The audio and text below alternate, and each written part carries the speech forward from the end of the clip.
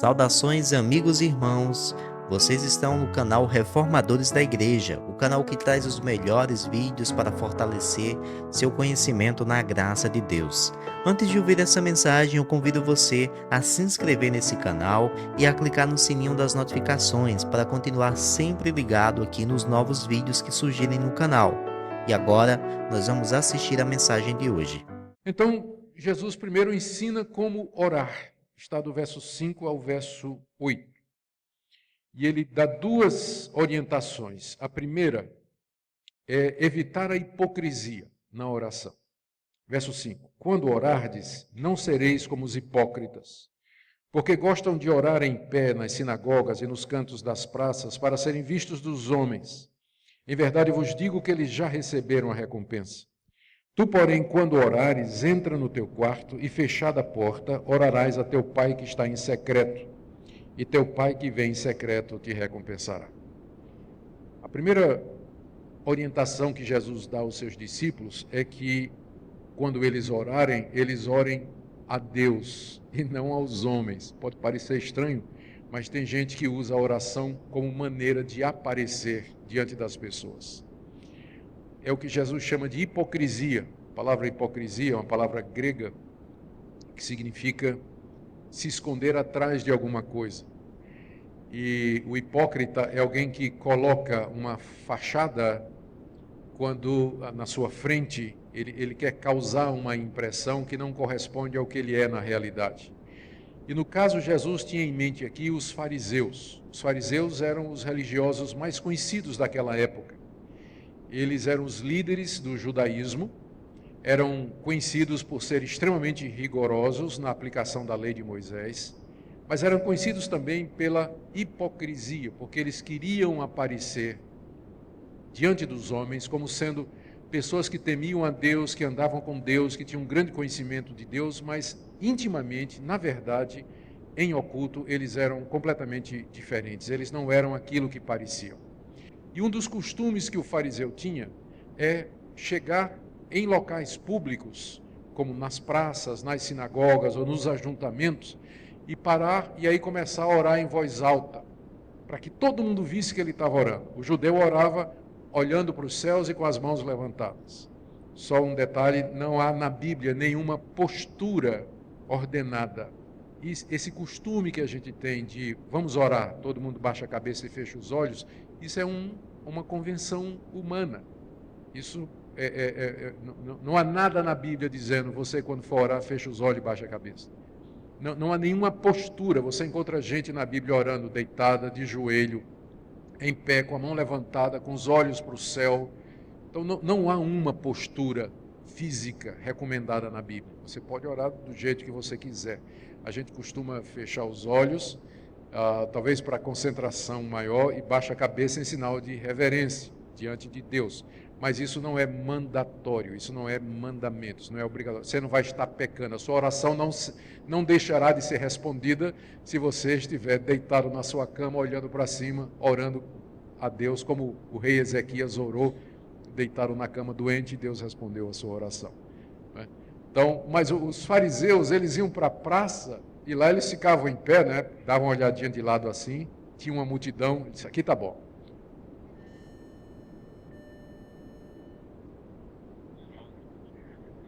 Chamava, eles não tinham microfone, mas se tivesse eles iam fazer isso. Chamava a atenção de todo mundo, né? Começava a orar em voz alta e fazer os pedidos e as petições a Deus.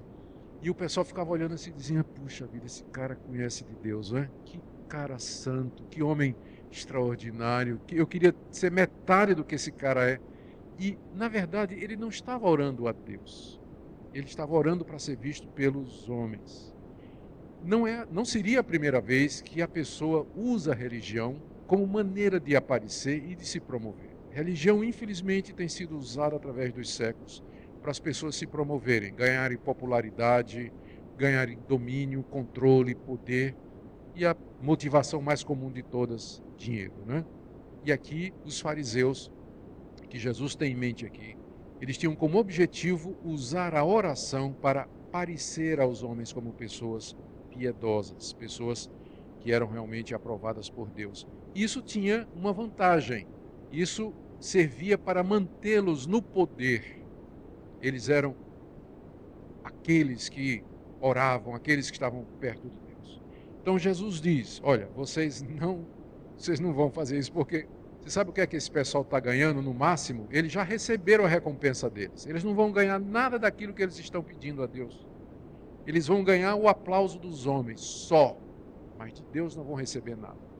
Então, quando vocês orarem, verso 5, não sejam como os hipócritas, porque gostam de orar em pé nas sinagogas, nos cantos das praças, para serem vistos dos homens. Em verdade vos digo que eles já receberam a recompensa. A recompensa é o aplauso humano, é o louvor humano. Pronto, não vai ganhar mais nada. De Deus não ganha nada, vai ganhar só dos homens. Existe isso hoje? Existe. No meio evangélico, claro que existe. De homens e de mulheres que aproveitam as congregações, aproveitam as reuniões, aproveitam os eventos para se promover diante das pessoas como gente de grande piedade, de grande intimidade com Deus e coisas dessa natureza. Nem sempre a gente consegue perceber a motivação do coração, portanto, cuidado antes de julgar. Mas tem muitos casos que são óbvios. Tem muito caso que é evidente que a pessoa está puxando a atenção para ela, que ela está querendo, na verdade, o louvor humano, o aplauso humano. E Jesus disse aos seus discípulos, vocês não vão ser assim, porque Deus não divide a glória dele com ninguém. Não divide a glória dele com ninguém. Se você quer a glória humana, é só isso que você vai receber, porque de Deus você não vai receber absolutamente nada. Como orar então? Jesus diz no verso 6, quando você orar, note que ele está dizendo quando, ele não está dizendo se você orar, ele está dizendo quando, ou seja, ele está pressupondo que você vai orar. Está pressupondo que você vai ter uma vida de oração. Está só dizendo, quando você for orar, entre no seu quarto, feche a porta e ore a seu pai que está em secreto, seu pai que vem em secreto te recompensará. É claro que Jesus aqui não está proibindo que nós oremos em público. Aqui ele está contrastando uma atitude radical com outra radical. Ele diz que é muito melhor você entrar no seu quarto, onde não tem ninguém vendo, se tranque ali, e ore a seu pai que lhe vê em secreto. Ele lhe vê ali no segredo do seu quarto, na sua intimidade, no seu particular. Deus está escutando você, Deus está vendo você. E Ele vai lhe recompensar, porque é evidente que você não está querendo o louvor humano, você não está usando o cristianismo para a promoção pessoal.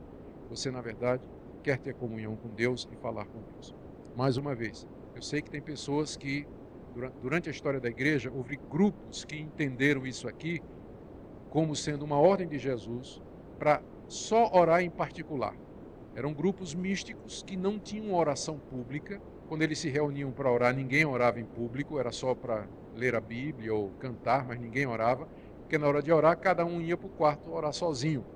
Então, essa é uma interpretação literalista demais, porque se você ler o restante da Bíblia, você vai ver que a igreja, lá no livro de Atos, está dito lá que a igreja toda, unânime, levantou a voz a Deus e louvou a Deus quando foram perseguidos e pediram a Deus que Deus os protegesse. E há vários outros exemplos no Novo Testamento da igreja apostólica, que serve de modelo para nós, orando em público. No livro de 1 Coríntios, capítulo 14, quando Paulo está descrevendo partes do culto, ele também fala da oração pública. Em 1 Coríntios 11, ele fala da oração em público também. Então, é claro que nós não podemos tomar essa palavra de Jesus como se ele estivesse dizendo que Deus só vai escutar suas orações se você estiver trancado no quarto. O que ele está combatendo é a hipocrisia, é o desejo de aparecer. E se esse for o seu caso, se você está sendo tentado, então vá orar no quarto. Mas você pode orar em público e estar orando a Deus. Então, a primeira orientação é essa. A oração é para Deus, é um exercício entre você e Deus. Não use isso para aparecer aos homens. E tem, se eu puder só aqui dar mais duas orientações, né? Não estou acrescentando a escritura, tá? É só observação prática. Para quem vai orar em público, primeiro seja breve. O pastor pediu para você orar em público, você vai orar em público, ele deu liberdade, você vai orar, primeiro seja breve. Porque quando você começa a orar, o povo está orando com você. Depois de 10 minutos você orando, o povo está orando por você. Mais 10 minutos você orando, eles estão orando contra você. Tá? Oração pública, ela tem que ser curta, ela tem que ser objetiva. Você está numa comunidade, tem outras partes do... Tem gente que come, oh, Deus Pai, Filho, Espírito Santo, aí vai, né? Vai ter o catecismo de Westminster todinho, né? Chamando Deus de todos, aí vai. Então, não faça isso. Tá? Em particular, quando você estiver sozinho no seu quarto, você ora a confissão de fé de Westminster todinha se você quiser. Mas em público, seja breve. Seja breve. Segundo detalhe, a não ser que tenha um avivamento espiritual, aí não tem como segurar. Tá? Mas normalmente, então seja breve.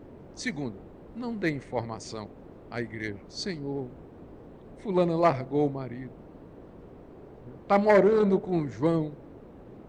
Tenha misericórdia. Não precisa. Olha, às vezes a oração é a maior fonte de fofoca que existe na igreja, oração pública.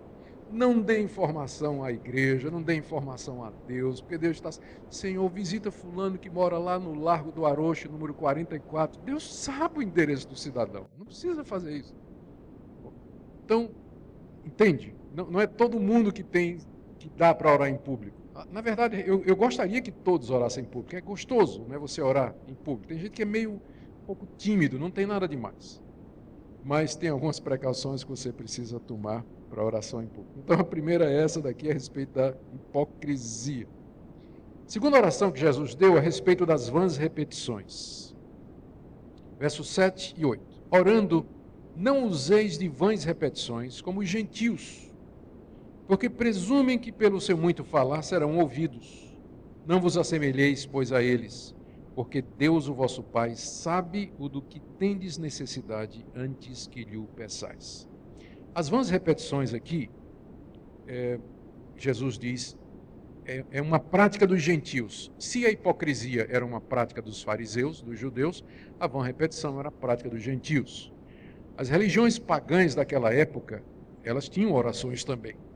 Mas os pagãos que não tinham conhecimento de Deus, eles costumavam clamar aos seus deuses em voz alta e repetidas vezes, com o objetivo de chamar a atenção dos seus deuses. Há inclusive um detalhe aqui que eu nunca pude verificar a veracidade histórica, mas algumas religiões pagãs, inclusive um culto que havia em Corinto, parte do ritual, o culto pagão começava com o sacerdote batendo símbolo ou tambor, ou tocando prato, fazendo aquele barulhão para acordar os deuses, como dizendo aos deuses, estamos aqui reunidos e queremos que agora o Senhor venha, né? Está na hora, tocando a cigarra, né? Para o Deus vir. E alguns acham que é por isso que Paulo diz, lá em 1 Coríntios 13, se eu falar a língua dos anjos e dos homens, se não tiver amor, serei como símbolo que retine, como bronze e como o símbolo, que eram os instrumentos que eram usados para fazer barulho, para acordar os deuses. É como se Paulo estivesse dizendo, se eu estiver falando em línguas e eu não tiver amor, o barulho que eu estiver fazendo é semelhante àquele que é feito no culto pagão. Ele compara o culto de Corinto ao culto pagão, se não houver de fato o amor. Eu não sei se essa interpretação se sustenta, porque, como eu disse, eu não consegui ver a veracidade da existência de um culto assim. Mas a gente sabe do Antigo Testamento de um caso em que o profeta Elias desafiou 450 profetas de Baal, subiram ao alto do monte, fizeram altares, ofereceram sacrifícios, e os profetas de Baal passaram o dia todo gritando, Baal, Baal, acode-nos, escute, e se retalhavam com facas, gritando, e Elias até, né, mexendo assim, até zombando, dizendo, grita mais alto, quem sabe ele está de viagem ou foi no banheiro, né?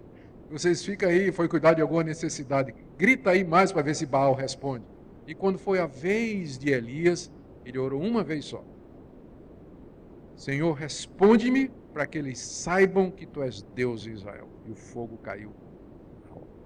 Pode ser que seja isso que Deus tem, que Jesus tem em mente aqui, esse episódio, quando ele diz assim, vocês quando orarem, vocês não pensem que as vãs repetições, ficar repetindo, chamando Deus, dizendo a mesma coisa, a reza, entre aspas, que isso vai ter algum efeito.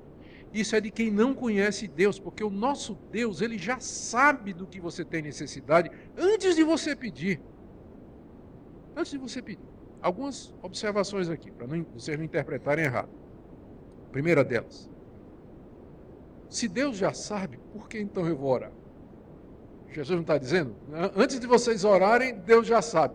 Então, por que Ele quer que eu ore? E aqui nós temos um dos grandes mistérios da oração. Deus, de fato, já sabe do que a gente tem necessidade. Na verdade, Ele já determinou a resposta. Na verdade, Deus já decretou tudo que existe antes da fundação do mundo. Ele reina soberano sobre tudo e todos. Nada foge ao seu controle, ao seu domínio, ao seu poder. Todavia, faz parte dos planos soberanos desse Deus que a minha oração faça a diferença. Quando Deus imaginou o mundo, criou o mundo, determinou todas as coisas, Ele determinou que a sua oração faça a diferença. Ele vai levá-la em conta. Isso faz parte dos planos soberanos dele. Como Ele consegue fazer com que a minha oração pessoal contribua para o plano Deus, isso é coisa que só Ele sabe, mas eu parto do pressuposto de que alguém que criou o mundo do nada, só com a sua palavra, deve ser capaz de resolver um problema desse. O Deus soberano determinou que a sua oração vai fazer a diferença. E, portanto, quando você se ajoelha para orar e clama a Deus, pode orar com convicção, peça com convicção. Não vá nessa de dizer, mas se Deus já sabe, se já está tudo predestinado, por que eu vou orar? A Bíblia não, ao contrário, a Bíblia diz que Deus predestinou que você orasse, e que você buscasse, que você batesse, que você insistisse que Ele haveria de dar. A predestinação não é contra a oração, é a favor dela. E aqueles que confiam na soberania de Deus, esses oram mais, né? Eu acho engraçado como tem pessoas que têm dificuldade em crer na soberania de Deus, que Deus chama, que Deus vai buscar os seus eleitos, mas quando eles estão de joelho, né, eles começam a orar assim, Deus converte fulano, Deus converte ciclano. Peraí, você não acredita que Deus vai fazer isso, que é uma decisão individual de cada um, que cada um tem que tomar a escolha por si mesmo? Por que você fica pedindo para Deus converter então? No final, de joelho, todo mundo é um calvinista, né? Todo mundo acredita na soberania de Deus, acredita que Deus pode, porque fica pedindo, né, coisas que normalmente ele diz, não, isso é um direito humano, né? Não vamos interferir na liberdade humana. Então para de orar pela conversão do teu pai, da tua mãe, do teu filho, né? Se você não quer que Deus interfira na liberdade humana, para de orar pela conversão deles. Olha. É o livre-arbítrio, deixa ele escolher por ele mesmo. Para de pedir para Deus interferir, se a gente for ser coerente, né? Bom, mas tá aí.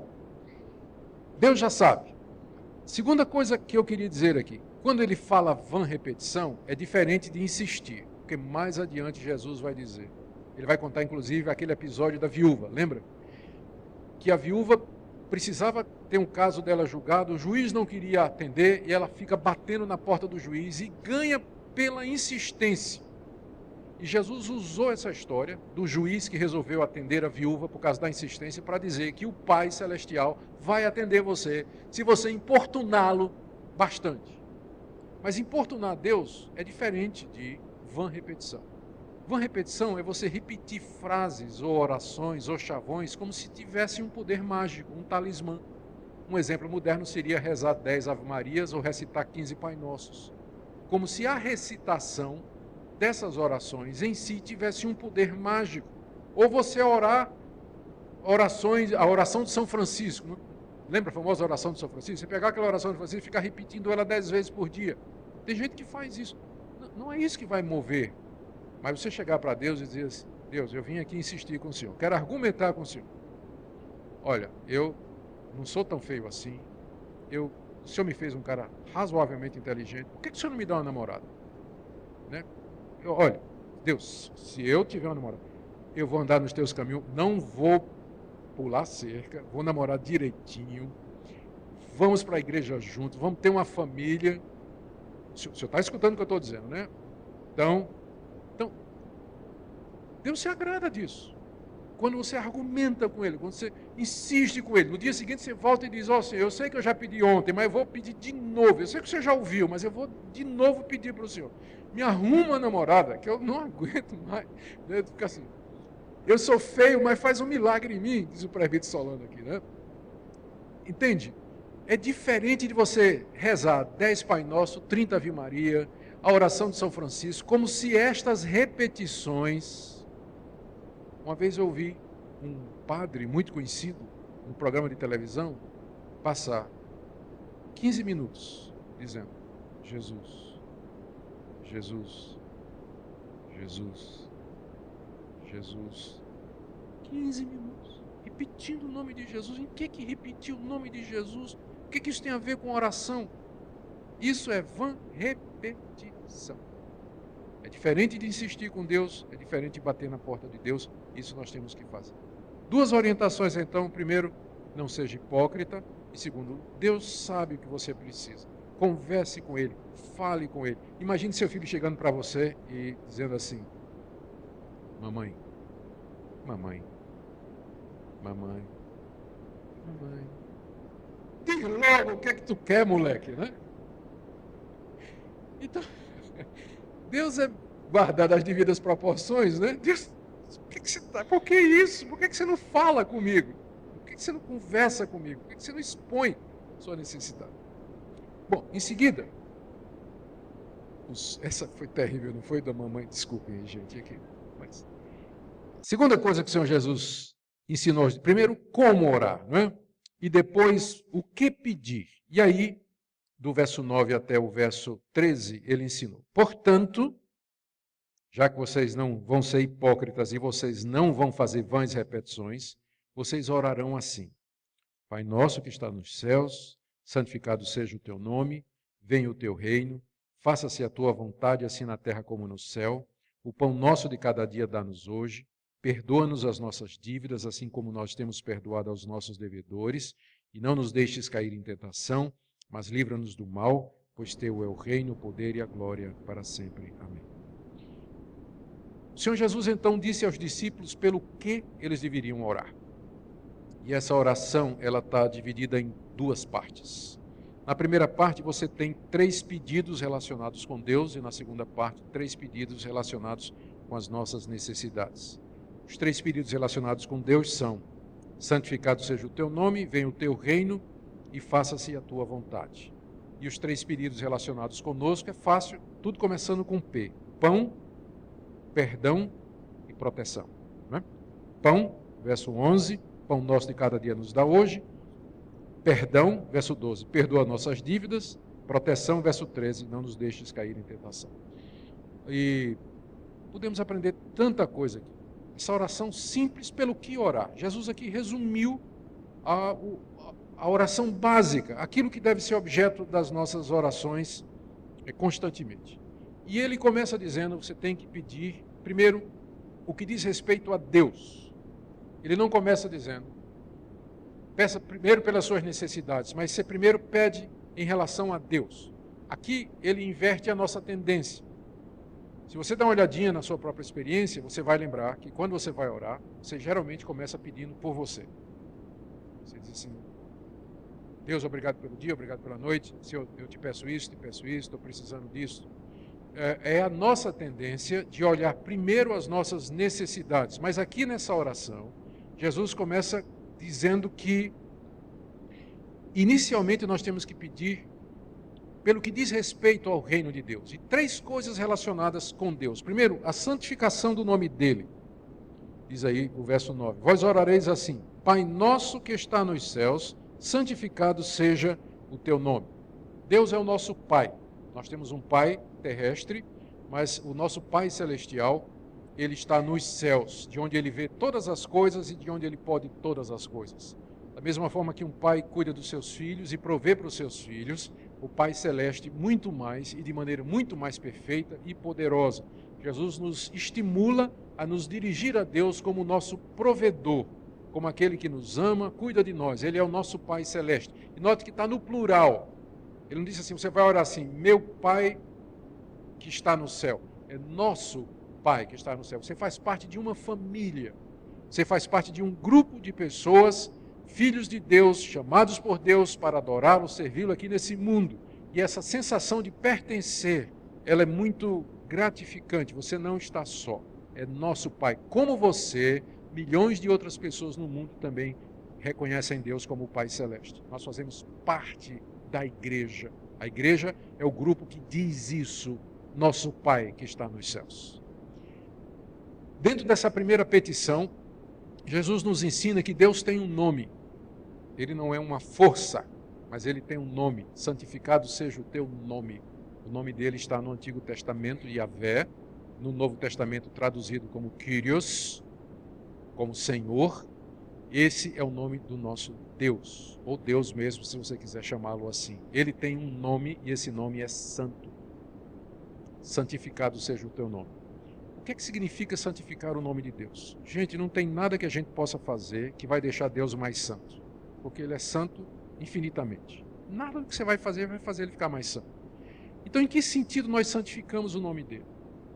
Na verdade, a oração é que o teu nome seja santificado. E você pode dizer, na minha vida, à medida que eu honro o teu nome fazendo o que é certo, que o teu nome seja santificado na minha família, à medida que minha esposa, meus filhos andam nos teus caminhos.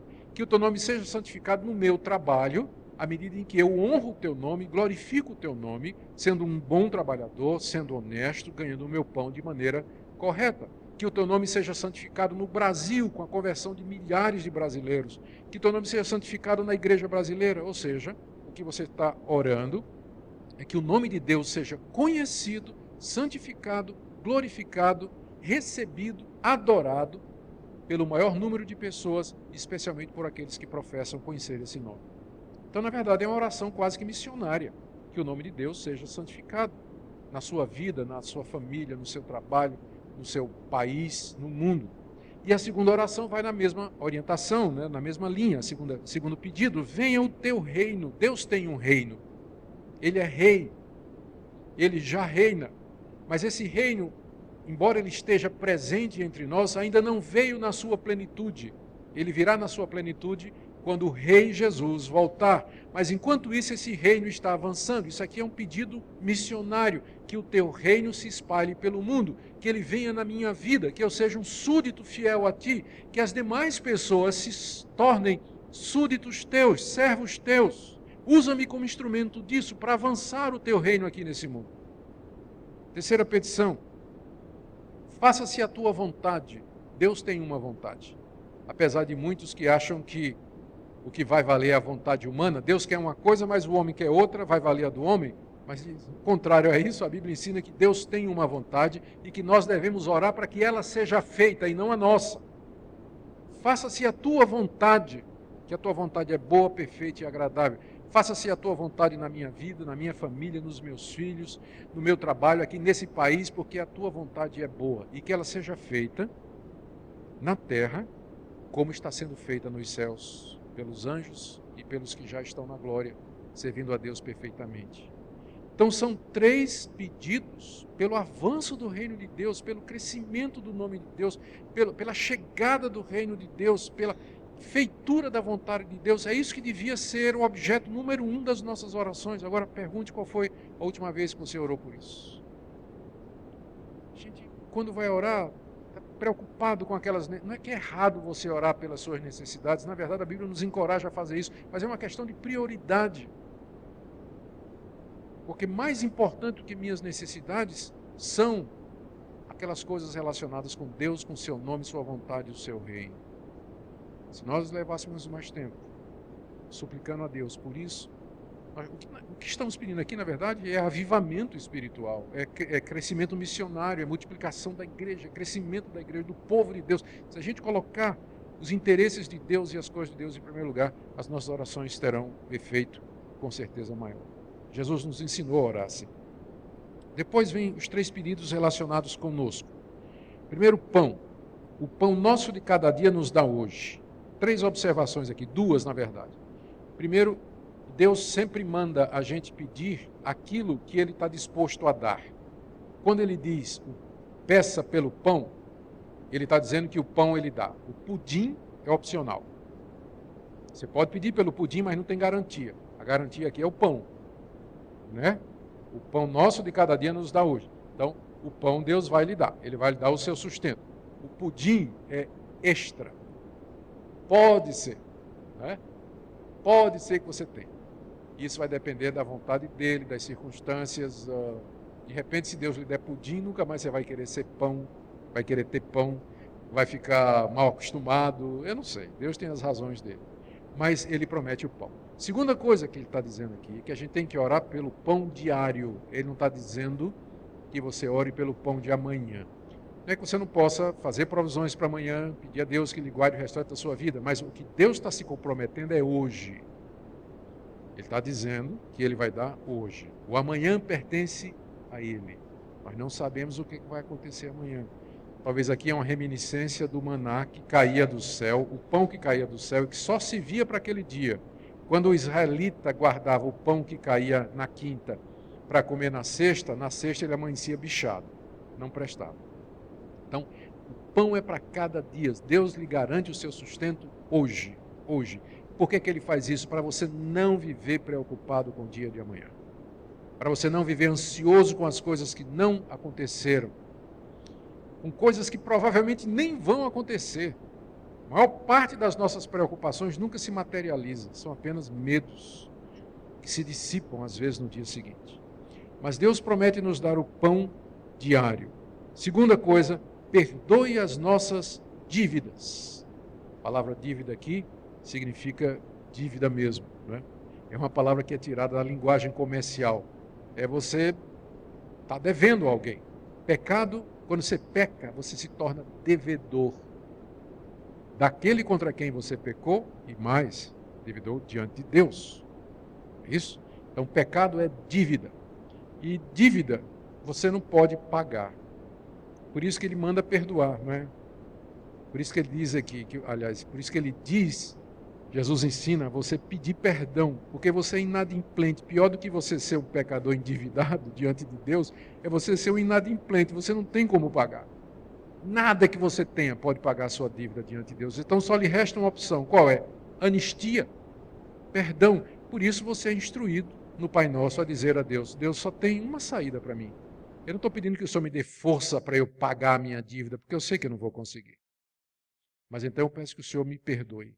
Perdoe mesmo, sem nenhum mérito meu, sem nada em mim que mereça isso, mas eu peço que o Senhor perdoe.